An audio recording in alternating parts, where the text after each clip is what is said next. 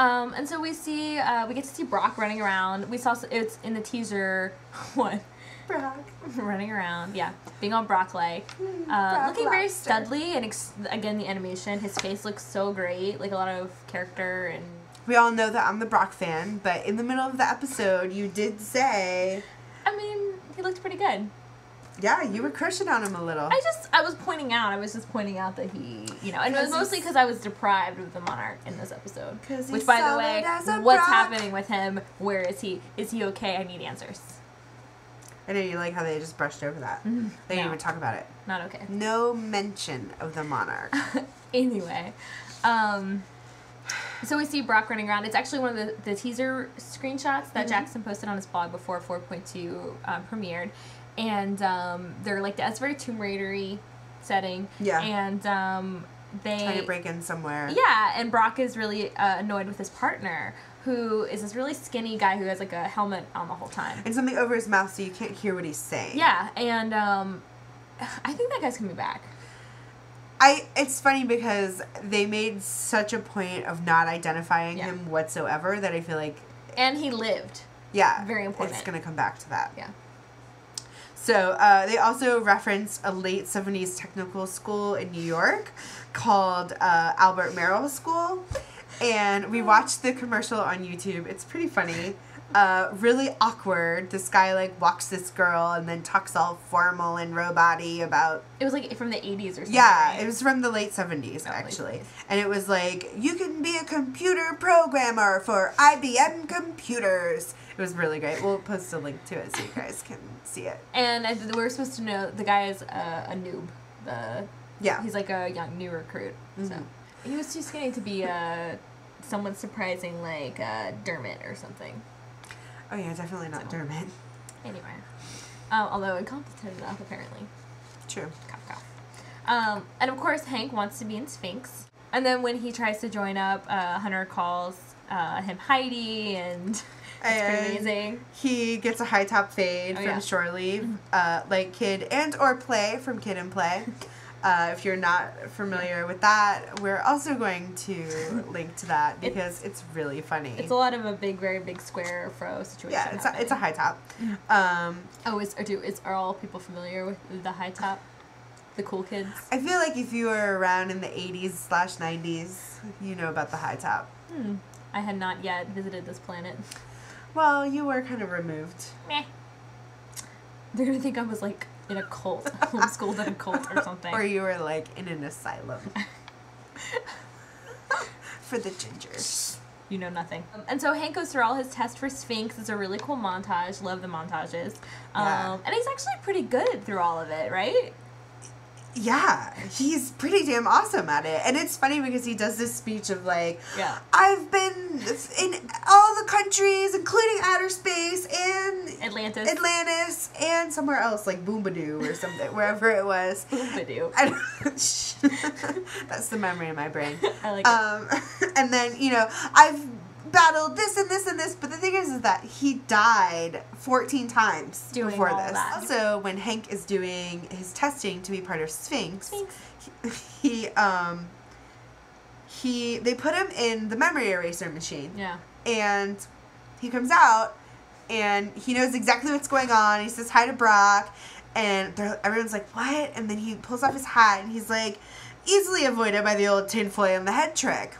Which makes me wonder, has he done this before? Right. Because how many times? How did he know to put tinfoil on his head? Yeah. I mean, I know that him and Dean did that in Brisbyland to keep them from getting brainwashed or whatever. Exactly. But how did he know to do that in the memory eraser machine?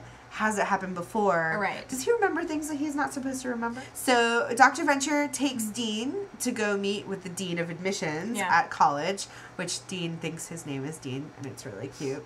Sad. I just have to point out that the Dean's nameplate was written in Comic Sans, and it was very painful for me. I think it was ironically done. I think it was too. I hope it was ironically done. I'm sure. And it's okay. My little designer. So Dr. Venture tries to get Dean in based only on the fact that he's like a legacy at the school because his dad built a wing there, and he gets fussy, which by the way is such a great word. Yeah. When Dean tells him that when the dean tells him that he actually needs to apply.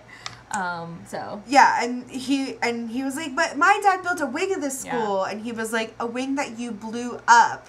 And Dr. Venture was like, allegedly, because if you remember, the Monarch blew up the wing. Mm-hmm. It wasn't Dr. Venture. In an attempt to kill Dr. Venture. Yeah. So. And he was pissed that he didn't. If that's what the case is. Yeah, so it's alleged. And then Dr. Venture asks the dean, oh God, biggest burn ever, why he even like saw him if he was just gonna like flatly refuse Dean, the Venture son. And he said the only reason why he did it was because he thought he was his brother. He was like, ouch. Honestly, because when my secretary told me Dr. Venture was here to see me, I thought she meant your brother. It was such a burn. Ow. Ow. And then, like, it was like the way it was delivered, too. I was just like, ugh. Because he was, and he goes, honestly, and Dr. Venture was like, yeah, that'll be a departure from what we've been having so far. And then he fucking unleashed the dragon. And then he unleashed the dragon. Is that an expression? Unleash the Kraken? He unleashed the Kraken. So the Diamond Dogs show up from the guild and start to attack Phantom Limb, and he grabs one of them and starts attacking the guild members back with the Diamond Dog. Like, I have you under my powers. Which is pretty amazing for someone who is supposedly running around with on like a single 2 limbs. Like a single prosthetic leg. He has a prosthetic leg and a phantom leg, and a prosthetic arm and a phantom arm. And a phantom arm, yeah. So he's kind of... spry? Yeah, spry for his handicap. So, kind of unrelated, but did you notice how superhero-y Phantom Limb was getting? Not only was he extremely spry for someone with, like, a severe, handicap. Well, maybe not severe, but, I mean, he's, like, fighting off, like, an entire troop of people, okay? So, let's just say. Yeah. He also manages to turn into his costume, his, like, original Phantom Limb costume, twice. Not just once, but twice in, like, a 23-minute show. Lickety-split. Like 3 frames away. 3 frames. I did notice that. It was like Superman getting into the phone booth, except for minus the phone booth step. He was just like that in his outfit. I mean, well, there was, like, a few frames where it's like you couldn't see what was happening. They would play away and then play back, which leads to the question, was he like, hold on, Diamond Dogs, I have to change. I mean, and the thing is that you're like, okay, it could be under his clothes, but what about the head situation? Yeah, that was there. Yeah. I mean, it's just really, are we really going to pick apart this part of reality in this show? Or the rest of it is so or we're talking about normal and not outlandish. By David Bowie's Diamond Dogs. So Brock goes to console Hank because Hank is really bummed out. He's upset about not getting into Sphinx.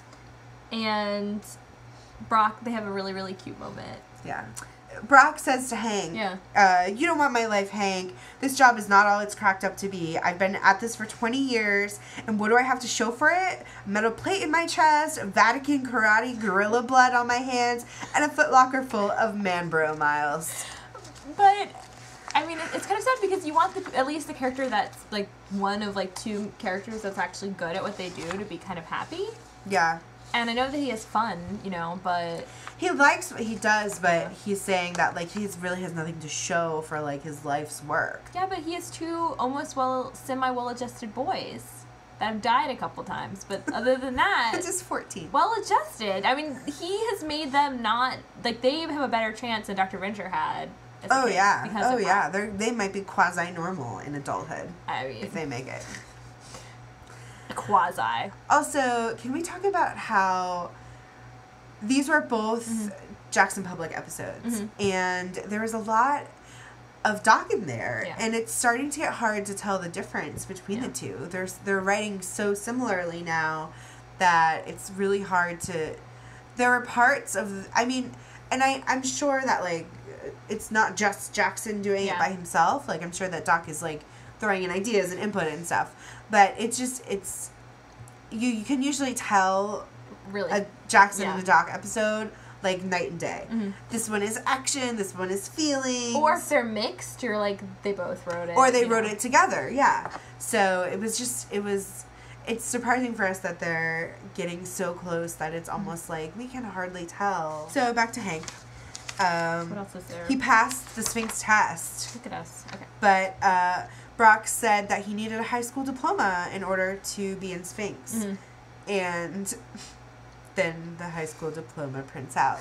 Which is good, because I was kind of... and it was kind of like, wait a minute, is this like a... Are they actually admitting that, like, Hank isn't a venture kid or something? But then I think that they were just pulling our leg, and they were like, just kidding, it's here on computer paper, or whatever that, fax paper. Well, it was like jammed. The printer was jammed. So it, like, came out all accordion style, which is really funny. But it was on that really old school paper with, like, the edges that you have to peel off. It's like a line dot printer or something like that. And so then Brock says that Hank has to be 18, which is convenient. He's like, I had to be 18 to join Sphinx. I didn't mention it. Yeah, before. Oops. But then it was kind of cool, because in the future, that actually could be something that Hank could conceivably do. Maybe. If he makes it to 18. If he makes it to 18. And he's still interested. And he's still interested. I mean, I think he's still definitely going to be interested, because he does want to be Brock, so. Feelings. So, at the very end, after the credits, Dr. Impossible restores Phantom limbs. Yeah. He brings them back. Which, I guess he does it by using the same regenerator, which is, I guess, what we were discussing. They rebuilt it. They rebuilt it with Dr. Impossible's help, and it's the same one that he was going to use to make his, like, shrunkity arms and legs normal size. Yeah. And then, instead, of course, they went awry, as most evil science experiments do, and they went all invisible and shockity. Trying to play God. Mm-hmm. You're gonna get burnt. So then you see Dr. Impossible looking, I'm gonna say kind of foxy. Is that weird? Okay, but he's got like a great new suit, and his hair actually looks really cool, and his little eye things, he looked awesome. And he had his pipe was a skull. Oh, I'm like, I can't wait to see someone cosplay as this, like, immediately. Right. So also do him and Henry Killinger shop at the same, like, Skulls R Us boutique or something. The shoes. Also, it was Bill Hader's first episode as Dr. Impossible, and he did a great job. Yeah. I thought it was great. At first, I was kind of like, wow, this is really not Stephen Colbert. Yeah. But by the time it was done, it's got kind of a rubbier quality. Well, yeah, he had a little bit of a gruffier voice. Yeah. And I kind of liked it, because this Dr. Impossible is a little gruffier than the smooth suave. He's kind of the dark side Dr. Impossible. So it totally makes sense. Such a relief from namby-pamby crying about my ex-wife. And such a goody two-shoes, So, like, but it's good to see somebody who's, like, actually villainy. Yeah, but a goody two-shoes, but kind of a snarky... Full of himself, kind of better than everyone. A little bit of a jerk, goody two-shoes, so, might as well become Dr. Infamous, or Dr. Inscrutable, or Dr. England, or Indochina. Or Dr. Incorrigible. So, as you said, he was actually they're probably just going to cycle out, like, all these names, or they're just going to call them... which one did they actually pick? Dr. They didn't Impossible. Say. But So we came up with some names, too. Dr. Impetuous, Dr. Instigator, Dr. Irrational. So, feel free to use our names. Or please contribute some more. And of course, Underbite shows up at the very end, all like, da-da! Please let me join your little rogue guild situation of evildoers. The Rogue League. But it wasn't very ta-da. It was mostly like, I just walked in off the street. I'm wearing a skull cap. I have 3 days stubble on my face. Can I be part of your group? Here's my creepy manservant. He still has the same manservant from college. It's kind of touching. He's loyal, at least. So that concludes this week's episode. And we will see you next week at 11:30 on Adult Swim, Every Which Way But Zeus. And happy venturing. Have a good week. Happy venturing. Bye. Bye.